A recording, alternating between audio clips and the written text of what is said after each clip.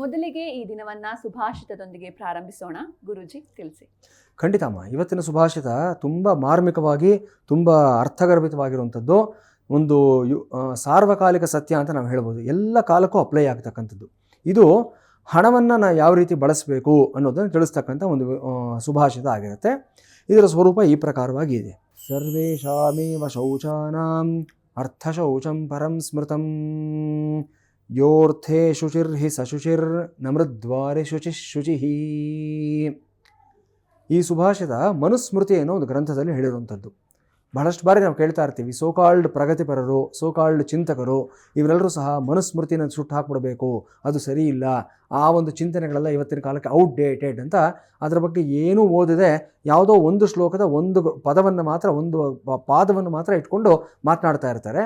ಪೂರ್ತಿ ಮನುಸ್ಮೃತಿ ಓದಿದ್ರೆ ಗೊತ್ತಾಗುತ್ತೆ ಎಷ್ಟೆಲ್ಲ ಮಹತ್ವಕಾರಿಯಾಗಿರುವಂಥ ವಿಚಾರಗಳು, ಸಾರ್ವಕಾಲಿಕ ಸತ್ಯಗಳನ್ನು ಮನುಸ್ಮೃತಿಯಲ್ಲಿ ಹೇಳಿದ್ದಾರೆ ಅನ್ನುವಂಥದ್ದು. ಈ ಸುಭಾಷಿತದಲ್ಲಿ ಏನು ಹೇಳ್ತಾ ಇದ್ದಾರೆ ನಮಗೆ ಅಂತಂದರೆ, ಅರ್ಥಶುಚಿ ಅಂದರೆ ಫಿನಾನ್ಷಿಯಲ್ ಟ್ರಾನ್ಸ್ಪರೆನ್ಸಿಯ ಬಗ್ಗೆ ಹೇಳ್ತಾ ಇದ್ದಾರೆ. ದುಡ್ಡು ಕಾಸಿನ ವಿಚಾರದಲ್ಲಿ ಮನುಷ್ಯ ಎಷ್ಟು ಶುಚಿಯಾಗಿರಬೇಕು ಅನ್ನತಕ್ಕಂಥದ್ದು. ಯಾರನ್ನೇ ಆಗಲಿ ಪ್ರಲೋಭನೆಗೆ ಹೇಳ್ತಕ್ಕಂಥ ಎರಡು ವಿಚಾರಗಳು, ಮೊದಲನೇದು ಹಣ, ಎರಡನೇದು ಹೆಣ್ಣಾಗಿರುತ್ತೆ. ಈ ಎರಡು ವಿಚಾರಗಳಲ್ಲಿ ತುಂಬ ತುಂಬ ಕೇರ್ಫುಲ್ ಆಗಿರಬೇಕು. ಅಷ್ಟು ಸುಲಭ ಅಲ್ಲ ಹೇಳಿದಷ್ಟು. ಸೊ ಸರ್ವೇಷಾಮೇವ ಶೌಚಾನಾಂ ಅರ್ಥಶೌಚಂ ಪರಂ ಸ್ಮೃತಂ ಅಂತ ಹೇಳ್ತಾರೆ.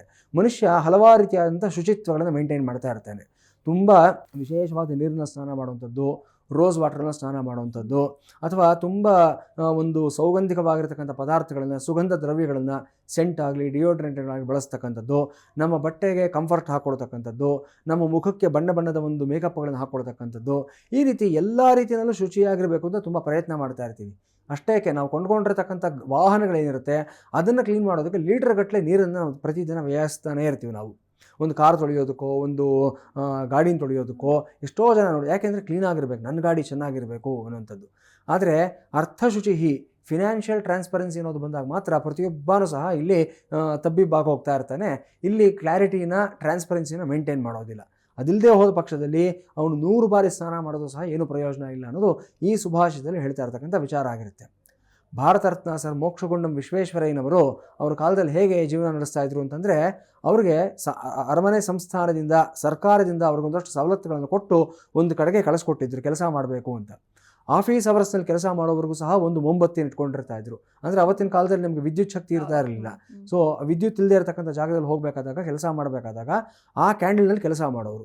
ಆಫೀಸ್ ಕೆಲಸ ಮುಗಿತಾ ಇದ್ದ ಹಾಗೆ ಆ ಕ್ಯಾಂಡಲ್ನ ಆರಿಸ್ಬಿಟ್ಟು ಇನ್ನೊಂದು ಮೊಂಬತ್ತಿಯನ್ನು ಅಂಟಿಸ್ಕೊಂಡು ಇನ್ನೊಂದು ಪೆನ್ನನ್ನು ತೊಗೊಂಡು ಅವರು ಸ್ವಂತ ಕೆಲಸವನ್ನು ಮಾಡಬೇಕಾದಾಗ ಅವರು ಆ ಒಂದು ಪದಾರ್ಥದಲ್ಲಿ ಬಳಸ್ತಾ ಇದ್ರಂತೆ. ಯಾರೋ ಬಂದು ಕೇಳಿದಂತೆ, ಯಾಕೆ ಆ ಮೊಂಬತ್ತಿನ ಆರಿಸ್ತಾ ಇದ್ದೀರಾ, ಯಾಕೆ ಈ ಪೆನ್ ಬದಲಾವಣೆ ಮಾಡ್ತಾ ಇದ್ದೀರಾ ಅಂದರೆ, ಇಷ್ಟೊತ್ತು ಮಾಡಿದ್ದಾನೆ ಸರ್ಕಾರಿ ಕೆಲಸ, ಅದಕ್ಕೆ ಸರ್ಕಾರ ಕೊಟ್ಟಿರತಕ್ಕಂಥ ಸವಲತ್ತುಗಳು ಕೆಲಸ ಮಾಡ್ತಾ ಇದ್ದೀನಿ, ಈಗ ನಾನು ವೈಯಕ್ತಿಕವಾದ ಕೆಲಸ ಮಾಡ್ತಾ ಇದ್ದೀನಿ, ಸೊ ಇದಕ್ಕೆ ನಾನು ಪ್ರತ್ಯೇಕವಾಗಿ ಬಳಸ್ಕೊಡ್ತಾ ಇದ್ದೀನಿ ಅಂತ ಹೇಳಿದ್ರಂತೆ.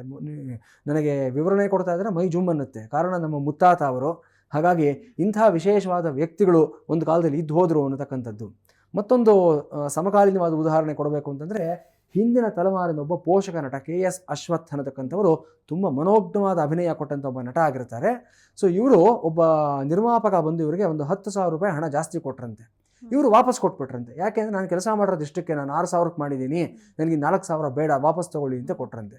ಇಲ್ಲ ಪರವಾಗಿಲ್ಲ ಇಟ್ಕೊಳ್ಳಿ, ಅದೇನು ದೊಡ್ಡ ಅಮೌಂಟ್ ಅಲ್ಲ, ನಾನು ಸಂತೋಷದಿಂದ ಕೊಡ್ತಾ ಇದ್ದೀನಿ ಅದಕ್ಕೆ ಅವ್ರು ಒಂದೇ ಮಾತನ್ನು ಹೇಳಿದ್ರಂತೆ, ದಯವಿಟ್ಟು ನನ್ನನ್ನು ನಿಮ್ಮ ಋಣದಲ್ಲಿ ಕಡುಬೇಡಿ ಅನ್ನೋ ಮಾತನ್ನು ಹೇಳಿದ್ರಂತೆ. ಎಂಥ ಒಂದು ವಿಶೇಷವಾದಂಥ ಒಂದು ಪ್ರಾಮಾಣಿಕತೆ. ಅಂದರೆ ಇಲ್ಲಿ ಯಾರೂ ಹೇಳಬೇಕು ಅಂತಲ್ಲ, ಯಾರಿಗೋಸ್ಕರ ಬದುಕಬೇಕು ಅಂತಲ್ಲ.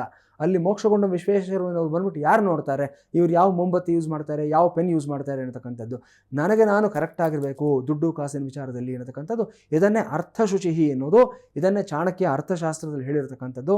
ಸೊ ಈ ಥರದ ಒಂದು ನಮಗೆ ನಾವೇ ಹಾಕ್ಕೊಂಡಿರ್ತಕ್ಕಂಥ ಒಂದು ಡಿಸಿಪ್ಲಿನ್ ನಾವು ಮೇಂಟೈನ್ ಮಾಡಿಬಿಟ್ರೆ ಇಡೀ ಭಾರತ ಅದ್ಭುತವಾಗಿರುತ್ತೆ. ಕರಪ್ಷನ್ ಅನ್ನೋದು ಸಂಪೂರ್ಣವಾಗಿ ನಿರ್ನಾಮ ಆಗುತ್ತೆ. ಯಾವುದೇ ಅನುಮಾನ ಇಲ್ಲ ಇದರಲ್ಲಿ.